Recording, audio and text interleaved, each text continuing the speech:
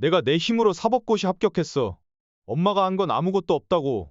앞으로 내 인생에 신경 꺼. 그게 당연한 거야.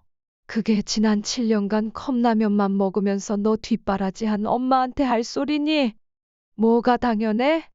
그게 어떻게 당연해? 누가 엄마더러 컵라면만 먹으면서 살래? 엄마가 제대로 된 직장에서만 일했어도 그렇게까지는 안 해도 됐잖아. 엄마가 그딴 청소밖에 못하니까 그런 거 아니야?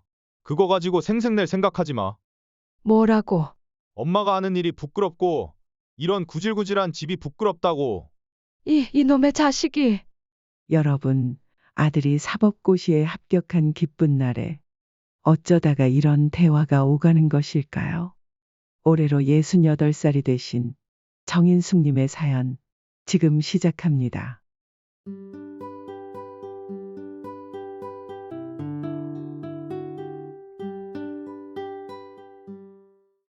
안녕하세요. 저는 전라도 광주에서 태어나 현재는 대전에서 살고 있는 68살 여자입니다.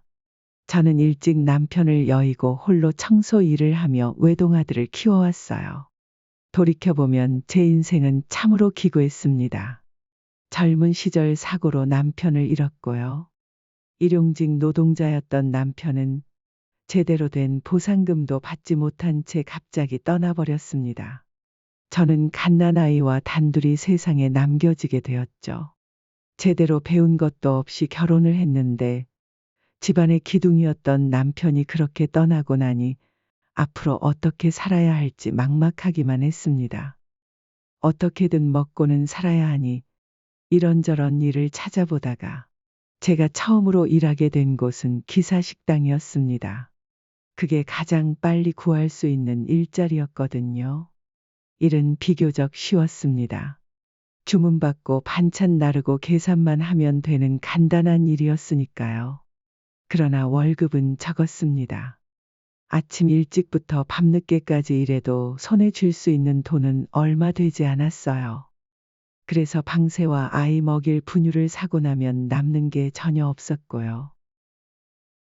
결국 오래 일한다고 월급이 오르는 일도 아니어서 식당 일을 계속하는 것은 의미가 없다고 생각이 들더군요. 그래도 그 식당에서 3년 정도는 일했습니다. 중졸 여자가 할 수 있는 일이 거의 없었으니 좀 괜찮은 일을 찾을 때까지 버티자는 마음이었죠. 그러던 중 우연히 식당에 찾아온 청소업체 사장님을 만나게 되었습니다. 그분의 권유로 청소 대행업체에서 일하게 되었고 벌써 30년 전의 일입니다. 지금 생각해보면 그때 사장님을 만나지 않았더라면 어떻게 살았을까 싶습니다.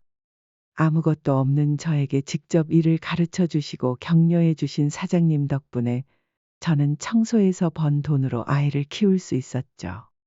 종일 청소하는 게 일이라 힘들었지만 기사식당보다 벌이는 나쁘지 않았기에 꽤나 좋은 직장이었습니다. 그렇게 힘들게 사는 동안 제게 힘이 되어준 것은 하나뿐인 아들이었습니다. 남편이 떠나고 유일하게 남은 피부치 그 아들이 저에게는 천만금과도 바꾸지 않을 보물이었지요. 사실 저희 아들은 저와 달리 정말 공부를 잘했습니다. 외모는 남편을 쏙 빼닮았고 머리도 비상했습니다. 저는 남편이나 저나 학업 성취와는 거리가 멀었지만 아들은 어렸을 때부터 성적이 상위권이었습니다. 초등학교 때는 물론이고 중학교, 고등학교에서도 늘 전교 1, 2등을 놓치지 않았어요. 아들이 매번 1등이 찍힌 성적표를 들고 올 때면 이상하게도 저는 정말 묘한 기분이 들더군요. 물론 아이 앞에서는 누구보다 기뻐하며 칭찬했지만 돌아서면 늘 아들에게 미안한 마음이 들었지요. 넉넉하지 못한 살림 때문에 제대로 된 지원을 해주지 못했으니까요. 특히 아들이 초등학교 3학년 때 있었던 일 이후로는 그 미안함이 내내 머릿속을 떠나질 않았습니다. 엄마, 나 반장 됐어. 반장이 되었다는 아들의 말에 당연히 기뻐하고 축하해줘야 하는 일이었지만 살림이 넉넉하지 않다 보니 걱정이 앞섰습니다. 지훈아, 혹시 반장 되면 돈 같은 거 내야 하고 그래? 돈 잘 모르겠는데. 반장 되면 돈 내야 돼? 선생님한테 물어봐 볼게. 아니야, 엄마가 괜한 말을 했네.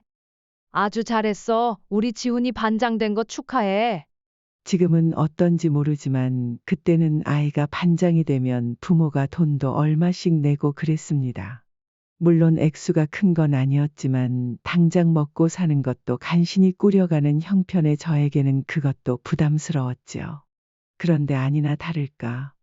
며칠 후 담임 선생님께서 전화를 주셔서 학교 발전기금을 말씀하셨어요. 반장이 되면 다들 내신다고요. 하지만 그때 가진 돈이 얼마 없었고 초등학교 반장이 무슨 대수라고 그거 하겠다고 돈까지 내야 하나 싶은 생각에 결국 반장을 그만두겠다고 말씀드리고 말았습니다. 그런데 그게 아들에게 너무나 큰 상처가 되고 만 것이었죠. 엄마가 선생님한테 나 반장 안 한다고 했어? 응, 그게 선생님께서 학교 발전기금을 아니다. 그냥 엄마가 여유가 없어서 그랬어. 오늘 학교에서 얼마나 창피했는 줄 알아? 왜? 무슨 일이 있었어? 친구들 다 보는 앞에서 선생님이 부르셔서 우리 집 가난해서 반장 못하니까 다른 사람 뽑아야 한다고 했단 말이야. 뭐? 이제 창피해서 학교 가기도 싫어. 엄마 미워. 그 일이 있고 난 후로 아들은 제 앞에서 학교 이야기를 일절 꺼내지 않게 되었습니다. 제가 아는 아들의 학교 생활은 오로지 성적표뿐이었죠. 다른 집 부모들처럼 뒷바라지해주지도 못하는데 스스로 잘하는 아들이 기특하고 대견하면서도 저는 늘 미안한 마음뿐이었네요. 그렇게 아들은 계속 상위권 성적을 유지했고 나중에는 서울에 이름 있는 대학 법학과에 당당하게 합격했습니다. 머리가 좋은 것도 좋지만 누가 시킨 것도 아닌데 아들은 집에 돌아오면 항상 책상 앞에 앉아서 공부만 했거든요. 머리도 좋은데다 공부까지 게을리하지 않으니 성적은 당연히 따라왔죠. 아들이 그 유명한 대학 법학과에 합격했다고 하는데 저는 정말 날아갈 것 같았습니다. 그날따라 일이 유난히 힘들어서 잔뜩 지친 채로 돌아왔는데도 오히려 힘이 펄펄 나는 것 같은 기분이었죠. 그래서 기특한 아들에게 달리 해줄 수 있는 건 없고 맛있는 거라도 먹이자는 생각으로 아들에게 먹고 싶은 걸 물어봤네요. 지훈아, 뭐 먹고 싶은 거 없어? 엄마가 뭐든 다 해줄게. 먹고 싶은 거 다 얘기해봐. 됐어. 먹고 싶은 건 무슨? 왜 그래? 이렇게 기쁜 날 맛있는 거라도 먹어야지. 엄마가 왜 기뻐? 나 대학 가는데 엄마가 해준 게 뭐 있다고. 순간 가슴이 철렁 내려앉았습니다. 오래전 일이라 잊었을 거라고 생각했는데 아들은 그날의 일을 한순간도 잊은 적이 없었던 거였습니다. 엄마가 나 공부하는데 해준 게 뭐가 있는데? 엄마가 준 거라고는 학교 다닐 때 준 창피함밖에 없어. 우리 집은 가난해서 반장도 못하니까 앞으로 뭔가 하려면 오로지 내 힘만으로 해야 하는구나 그렇게 생각했다고. 내가 왜 그렇게 미친 사람처럼 공부한 줄 알아? 이 구질구질한 집구석에서 나가려면 공부밖에 답이 없어서 그랬던 거야. 아들의 말 한마디 한마디는 비수가 되어 꽂혔습니다. 고단했던 삶 속에서도 유일한 희망이자 빛이었던 아들이 내심으로는 그런 생각을 하고 있었다니 너무나 가슴이 아팠습니다. 살림이 조금만 더 넉넉했더라면 아들이 지금보다 더 좋은 성적으로 더 좋은 대학에 갔을지도 모른다는 생각에 미안하기도 했죠. 아들의 눈에는 저는 아들의 대학 입학을 축하할 자격조차 없는 엄마였던 겁니다. 그래도 그때까지는 아직 품 안의 자식이라고 생각했어요. 대학생이 되었다고 바로 출가하는 건 아니라고 생각했으니까요. 하지만 아들은 대학에 합격한 후 곧바로 학교 기숙사로 들어가 버렸고 그 후로는 집에 거의 찾아오지 않게 되었습니다. 그땐 지금처럼 휴대폰도 없던 시절이라 아들이 먼저 전화하지 않으면 목소리 듣기도 어려운 시절이었어요. 하지만 저는 어떻게든 아들이 받은 상처를 치유해주고 싶었습니다. 그런데 방법이 없었지요. 연락도 안 되고 집에도 오질 않으니 말이에요. 그런데 의외로 아들의 마음을 돌릴 방법이 생겼습니다. 바로 학비 때문이었죠. 아들은 고등학교 때까지 늘 전교일 2등이었습니다. 지방에 그다지 이름 없는 학교였지만 그래도 대단한 성적이었죠. 덕분에 대학교 첫 학기는 입학 장학금으로 등록금을 면제받고 들어갔습니다. 하지만 막상 대학에 들어가니 다들 날고 기는 사람들만 모인 곳이라 장학금이 끊기고 말았습니다. 자녀를 대학에 보내보신 분들은 아시겠지만 사립대학 한 학기 등록금이 정말 무시무시합니다. 거기에 아무리 기숙사에 들어갔다고 하더라도 기숙사비, 식비, 용돈까지 생각하면 한 달에 대학생 한 명에게 들어가는 돈이 정말 엄청났죠. 아들도 처음엔 자기 나름대로 어떻게 해보려고 생각했던 것 같습니다. 하지만 다른 건 몰라도 등록금은 아르바이트 몇 개로는 감당할 수 없었던 겁니다. 어느 날 연락도 없이 아들이 집에 왔길래 반갑게 맞이했지만 아들은 대꾸도 없이 가방에서 고지서 하나를 툭 내밀었습니다. 아들아, 이게 뭐야? 보면 몰라? 등록금 고지서잖아. 등록금? 너 장학금 받는 거 아니었어? 이번 학기에 성적이 안 좋아서 떨어졌어.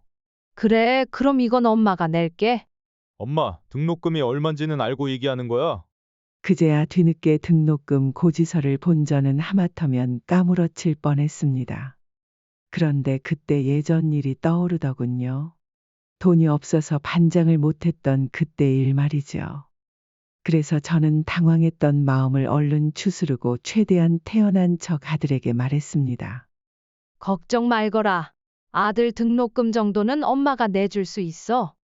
그러니까 너는 등록금 걱정하지 말고 공부만 열심히 해. 그러나 아들은 좋아하기는커녕 피식 웃더군요. 마음대로 해. 아, 그리고 나 장학금 떨어지면서 기숙사비도 내야 한다니까 그것도 보내줘. 그래, 알겠다. 아들 앞에서는 태연한 척 아무렇지도 않은 척했지만 돌아서니 손이 다 떨렸습니다. 청소일에서 벌어봤자 얼마나 벌겠어요. 제가 오래 일하면서 남들보다 훨씬 더 많은 일을 하니 사장님이 월급을 올려주시긴 했지만 그래봐야 대기업 회사원과 비교할 수준은 안 됐죠. 그런데 아들이 내민 고지서에는 거의 대기업 회사원의 2달치 월급에 해당하는 금액이 떡하니 적혀 있더군요. 이런 걸 앞으로 반년에 한 번씩 내야 한다고 생각하니 눈앞이 캄캄해질 지경이었습니다. 심지어 그것만이 아니라 기숙사비까지 해야 한다니 쥐꼬리만한 월급에서 생활비를 제하고 남는 돈으로는 도저히 감당할 수 있는 수준이 아니었네요. 하지만 방법이 없었습니다. 한번 그렇게 돈 때문에 아들 가슴에 못을 박은 제가 어떻게 또 그럴 수가 있겠어요. 그래서 결국 제가 선택한 방법은 제 생활비를 줄이고 일감이란 일감은 죄다 받는 것이었습니다. 사실 그전에도 생활비를 많이 쓰는 편은 아니었어요. 거기다 아들까지 출가하면서 더 줄어든 상태였지요. 하지만 저는 그것마저도 줄였습니다. 난방은 생각도 하지 않았고 집에 들어가면 불도 안 켰습니다. 심지어 냉장고를 빼놓고는 아예 콘센트를 다 빼버렸습니다. 밥은 거의 회사에서 해결했습니다. 청소일이라는 게 보통 아주 일찍부터 하는 경우가 많은데 그때 일하는 사람들을 위해 컵라면은 항상 갖다 놓거든요. 그래서 아침에 회사에 나가서 그 컵라면으로 삼시세끼를 다 해결했습니다. 물론 눈치가 전혀 안 보이는 건 아니었지만 그만큼 일찍부터 일을 시작해서 늦게까지 일을 했으니 컵라면 몇 개 가지고 뭐라고 하는 사람은 없었죠. 그렇게 먹을 것 안 먹고 입을 것 아껴가며 저는 최선을 다해 아들의 뒷바라지를 했습니다. 아들이 그렇게 해달라고 얘기한 건 아니었지만 제가 그러고 싶었어요. 과거의 아픈 경험 때문에 어떻게든 아들의 상처를 씻어주고 싶었던 제 나름의 속죄였네요. 덕분에 아들은 별탈 없이 군대도 다녀오고 대학도 졸업했습니다. 저는 그제서야 팍팍한 삶에서 벗어날 수 있겠구나 싶었어요. 어떻게든 아들 뒷바라지를 하려고 악착같이 살았지만 그게 4년이나 되니 몸이 못 버티더라고요. 일은 힘든데 먹는 건 늘 컵라면이니 사람 몸이 버틸 수가 없더군요. 그런데 그게 끝이 아니었습니다. 엄마, 나 아무래도 이렇게 공부해서 사법고시 통과하기 어려울 것 같아. 학원 다녀야겠어. 학원? 고시원에서 학원 다니면서 공부할 테니까 돈 좀 줘. 그래, 알았어. 아들은 당연하다는 듯 사법고시를 준비했습니다. 그땐 아직 사법고시가 있던 시절이었거든요. 졸업 후 아들은 집으로 돌아오지 않고 또다시 고시원으로 떠났고, 저는 또 아들의 뒷바라지를 해야 했어요. 이제는 다 끝났다고 생각했는데 또다시 고시원비에 학원비, 용돈까지 아들에게 보내야 했습니다. 그때는 워낙 똑똑한 아들이니 금방 붙지 않겠나 막연하게 생각했어요. 하지만 아들에게도 사법고시의 벽은 높았고 그 후로도 3년을 더 공부한 끝에 간신히 최종까지 합격했습니다. 아들은 사법고시 합격 소식과 함께 모처럼 집으로 돌아왔습니다. 장하다, 우리 아들. 정말 잘했어. 3년이나 걸렸는데 장하다니 무슨. 됐어. 나 피곤하니까 들어갈래. 뭐 벌써? 저녁은? 저녁은 무슨. 그냥 라면이나 하나 끓여줘. 그래도 그렇지. 무려 사법고시 합격했는데 고장 라면 갖고 되겠어? 기다려봐. 엄마가 나가서 소고기라도 좀 사올게. 아, 됐다니까.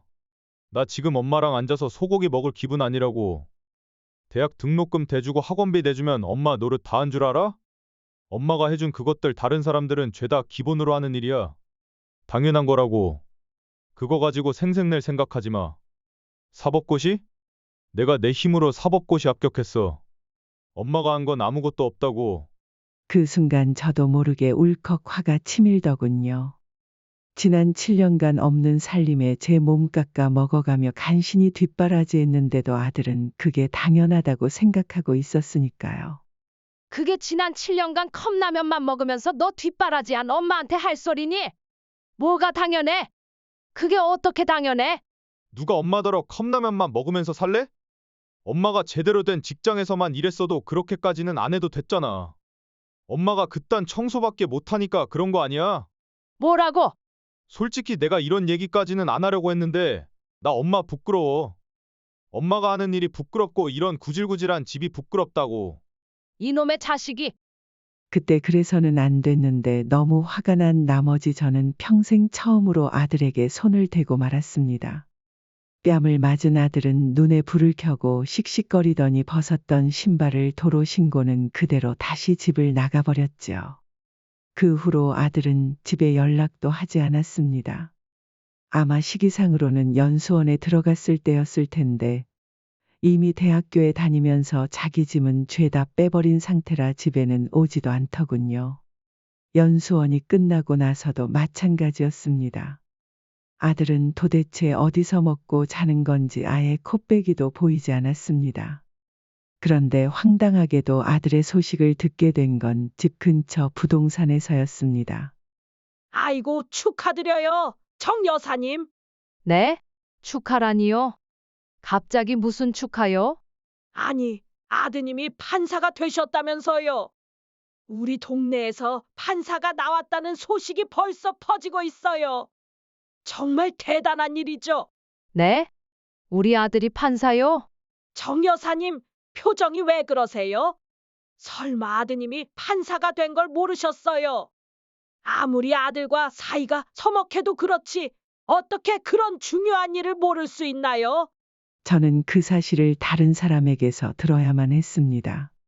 아들이 정말 원망스러웠습니다. 남편이 세상을 떠난 후 여자 혼자 고생하며 키운 아들이었는데 정작 판사가 되고 나니 저를 완전히 잊은 듯 연락을 끊어버렸으니 너무 억울하고 서러웠습니다. 그해 명절에 아들이 집에 오긴 했습니다. 엄마라는 게 참 신기한 게 그렇게 연락을 끊고 남처럼 지내던 아들이 집에 오니 반갑더군요. 그래서 맛있는 음식을 준비했지만 아들은 마치 남의 집에 온 사람처럼 불편해했습니다. 모처럼 집에 왔으니 하루 자고 가라고 붙잡았는데도 일 없다며 그날 저녁에 바로 돌아가더군요. 결국 저는 제가 자식을 잘못 키웠다는 걸 인정할 수밖에 없었습니다.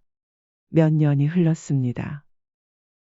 아들에게서 여전히 연락은 없었지만 명절에는 한 번씩 집에 오긴 했습니다. 하지만 와서도 아들은 거의 말이 없었고 저도 무슨 말을 해야 할지 몰라서 그저 아무 말 없이 밥만 같이 먹는 일이 반복되었습니다. 그런데 어느 날 평소에는 연락도 없던 아들이 웬일로 전화를 했더군요. 명절도 아닌데 집으로 찾아오겠다고 하면서요. 저는 이제 시간이 많이 흘렀으니 아들의 마음도 조금 달라졌겠지 싶어서 기쁜 마음으로 이것저것 준비해 놓고 아들을 기다렸습니다. 그런데 아들이 찾아온 이유는 전혀 다른 것이었습니다. 여기 받으세요. 응, 이게 뭐니? 청첩장이에요. 집에 온 아들이 다짜고짜 내민 것은 청첩장이었습니다. 심지어 자기 결혼식 청첩장이었죠. 제 결혼식 청첩장이에요. 중요한 일이니까 그래도 말씀 안 드리면 안 될 것 같아서 드리는 거예요. 아니, 지훈아, 갑자기 결혼이라니. 난 아직 너랑 결혼할 사람이 누군지도 모르는데. 어머니가 아셔서 뭘 어쩌시려고요? 그쪽 집에는 어머니 외국에 계셔서 참석 못 하신다고 얘기해 놨으니 굳이 결혼식 오실 필요도 없어요. 뭐? 내가 이렇게 멀쩡히 여기 있는데 그게 무슨 소리야? 이건 아니다. 이건 정말 아니야. 엄마가 어떻게 생각하시는지는 상관없어요. 이건 제 삶이고 제 결혼이에요. 무슨 말씀을 하셔도 바뀌는 건 없어요. 아들은 마치 남대하듯 차가운 말투로 이야기했습니다. 그 순간 저도 모르게 울컥 눈물이 쏟아졌습니다. 세상에, 내가 너를 어떻게 키웠는데. 내 아버지 그렇게 돌아가시고 혼자 너 먹여 살리려고 얼마나 고생을 했는데. 어떻게 엄마한테 이럴 수가 있어? 엄마는 고생하며 키우셨다고 하시지만 전 받은 게 없는데 그게 다 무슨 소용이에요. 제가 결혼하려는 사람 돈 많은 집안 딸이에요. 저도 이제 격에 맞게 살아야죠. 내가 결혼에 반대하겠다는 소리가 아니잖니. 그래도 내가 내 엄마인데 어떻게 결혼식에도 오지 말라고 할 수가 있어. 격이 맞아야 초대를 하죠. 제가 말씀드렸죠. 그 집안 좋은 집안이라고요. 그런데 제 엄마라고 청소나 하는 사람이 앉아 있으면 격이 맞겠어요? 그 결혼이 되겠냐고요? 그러니까 엄마는 그날 오지 마세요. 아니, 정 오시고 싶으시면 그냥 하객으로 참석하세요. 아셨죠? 순간 가슴이 너무 답답하고 머리도 어지러워 뭐라고 대꾸도 제대로 못했습니다. 아니 사실 대꾸할 말이 떠오르지 않았어요. 어쩌다 아들이 이렇게 됐을까? 난 그저 없는 살림이라도 꾸역꾸역 꾸려가며 아들 하나 잘 키우고 싶었던 것뿐인데 왜 이 지경이 됐을까? 그저 자책만 할 따름이었습니다. 하지만 아들은 그러거나 말거나 청첩장만 덜렁 제게 쥐어주고는 그대로 집을 떠나버렸어요. 그날 저는 미어지는 가슴을 붙잡고 눈물만 펑펑 흘릴 수밖에 없었네요. 다음 날 저는 평생을 하루도 쉬지 않았던 청소일을 처음으로 쉬었습니다. 다른 이유가 있었던 게 아니라 그냥 아파서였어요. 제가 아프면 아들이 굶는다는 생각 때문에 평생 감기 한 번 걸리지 않고 살았는데 그날은 곧 죽을 것처럼 온몸이 쑤시고 식은땀까지 줄줄 나더군요. 약국에 갈 기력도 없이 저는 보일러도 돌아가지 않는 냉골에서 이불만 뒤집어 쓴 채 종일 오들오들 떨었습니다. 그렇게 꼬박 사흘을 앓았어요. 간신히 자리에서 일어나니 배가 고파서 얼른 라면에 찬밥을 말아 먹었더니 기운이 나더군요. 그제야 저는 깨달았습니다. 지나간 세월은 전부 헛것이었다는 것을 말이죠. 그래서 그날 다니던 회사에 찾아가 일을 줄였습니다. 그때까지 저는 다른 사람보다 훨씬 많은 곳을 맡아 청소했거든요. 아들이 시험에 합격하면서 전처럼 돈이 많이 들어갈 일이 없어졌지만 아들의 결혼이 남아 있었죠. 하지만 사흘 동안 앓고 나니 모든 게 부질없다는 걸 깨달았습니다. 아들은 이미 제 품을 떠나버린 상태였으니까요. 그리고 돈을 모아둔 통장을 확인하니 꽤 많은 돈이 모여 있더군요. 많이 벌지는 못했어도 5년 동안 생활비까지 줄여가며 모은 돈이었으니까요. 억 단위 돈까지는 아니었지만 평생 가난하게 살아온 제게는 어마어마한 금액이었습니다. 평생 먹고 살 돈까지는 아니었지만 돈 때문에 쪼들려 살 필요는 없게 된 거죠. 그 두둑한 통장 덕분에 이제는 전처럼 고생하지 않고 좀 더 여유롭게 일을 할 수 있게 되었습니다. 그러니 세상이 달라 보이더군요. 아들을 키우느라 뼈 빠지게 일하는 동안 먹고 싶은 것도 마음대로 못 먹었는데 이제는 제대로 밥도 챙겨 먹으니 몸도 건강해졌습니다. 그렇게 두어 달을 지내니 어느새 아들의 결혼식 날이 되었습니다.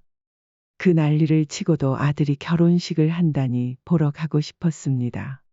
그래서 적당히 차려입고 결혼식장에 갔습니다. 식장에는 사람이 정말 많더군요. 아들이 판사라서이기도 했지만 신부 측 하객이 특히 많았습니다. 신부가 어떤 사람인지 궁금해지기도 했습니다. 그래서 아들의 눈을 피해 몰래 신부 대기실에 찾아갔죠.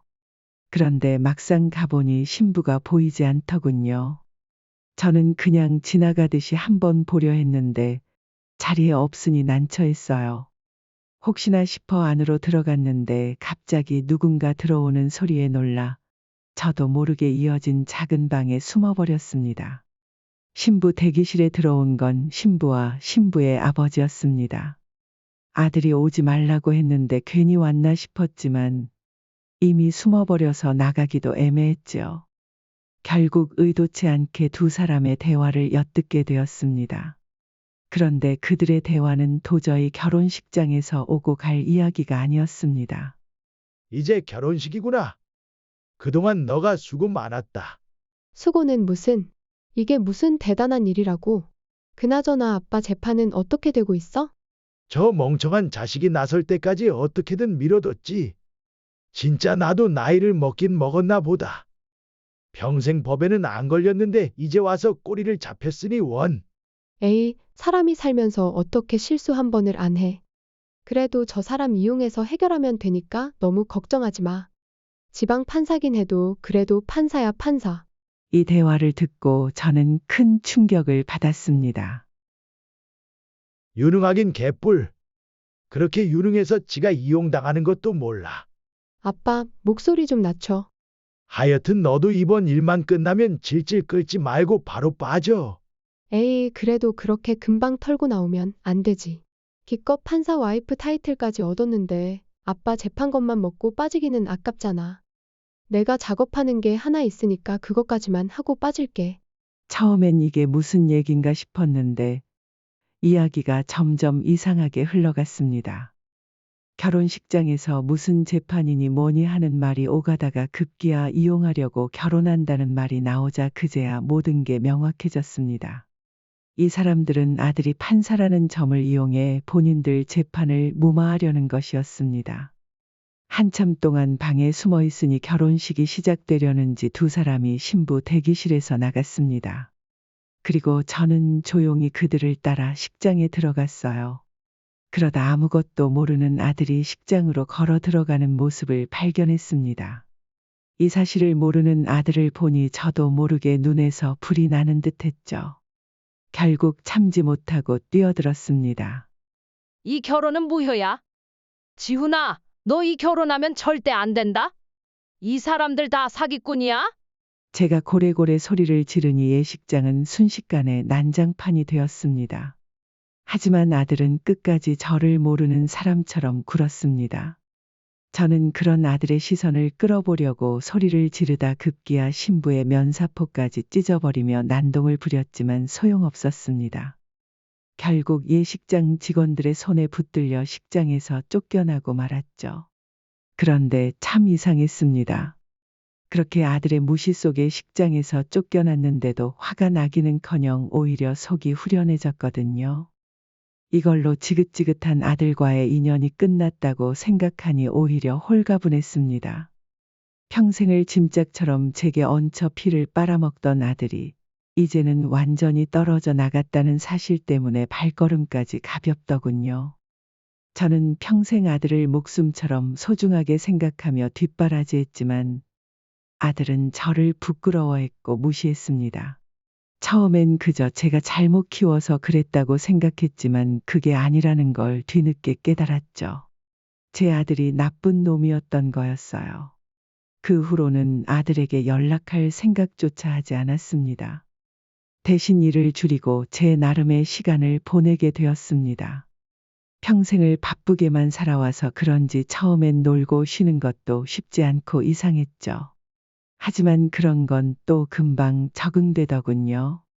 그렇게 1년을 아들 없이 보내고 있는데 어느 날 모르는 번호로 전화가 한 통 왔습니다. 뭔가 싶어 받았더니 생전 전화 한 번 없던 아들이었습니다. 예전엔 아들이 먼저 전화를 걸면 그렇게 기뻤는데 이젠 별로 그렇지도 않더군요. 사람이 데이고 데이면 자기가 낳은 아들까지도 미워할 수 있다는 걸 그때 알았죠. 엄마, 너가 나한테 웬일로 전화를 다 했니? 왜 또 돈 필요하냐? 어머니, 저 감옥에 가게 생겼어요. 너 지금 무슨 소리를 하는 거냐? 그게 이야기를 들어보니 참 뭐라고 할 말이 없더군요. 아들은 제가 그렇게 뜯어말렸던 결혼 때문에 진짜로 감옥에 가게 생겼던 거였습니다.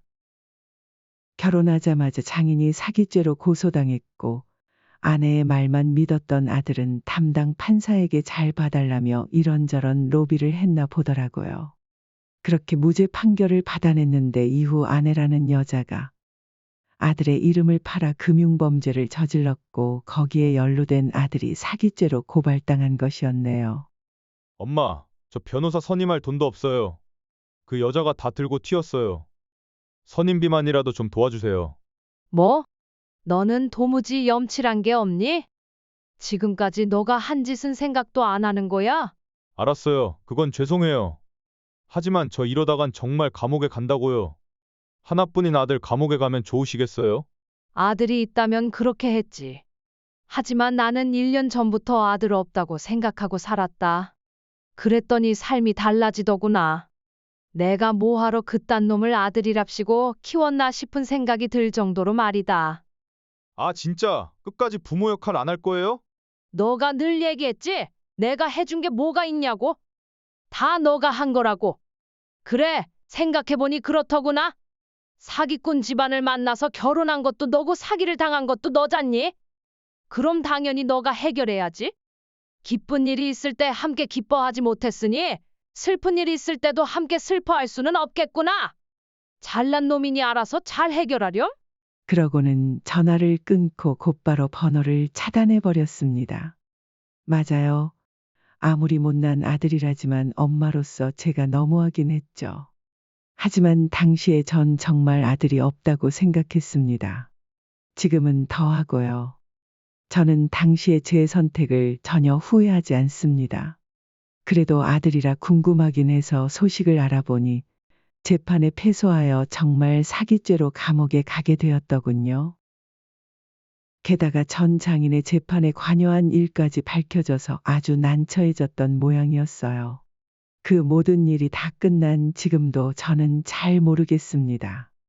제가 자식을 잘못 키웠다는 건 뼈저리게 깨달았지만 그 당시에 제가 그 외에 뭘 더 할 수 있었는지를 모르겠어요. 도대체 제가 뭘 어떻게 했어야 아들이 그렇게 되지 않을 수 있었을지 지금도 모르겠습니다. 자식 키워봐야 다 소용없다는 말을 이런 식으로 경험하게 될 줄은 몰랐네요. 제 이야기는 여기까지이네요. 여러분, 오늘 사연 이야기 어떻게 들으셨나요? 사연자가 아들에게 너무 냉정한 것 같으면서도 아들이 그동안 해온 짓을 생각하면 당연한 결말 같기도 하네요. 여러분의 생각을 댓글로 남겨주세요. 이상 노후챙김이었습니다. 다음에 또 봬요.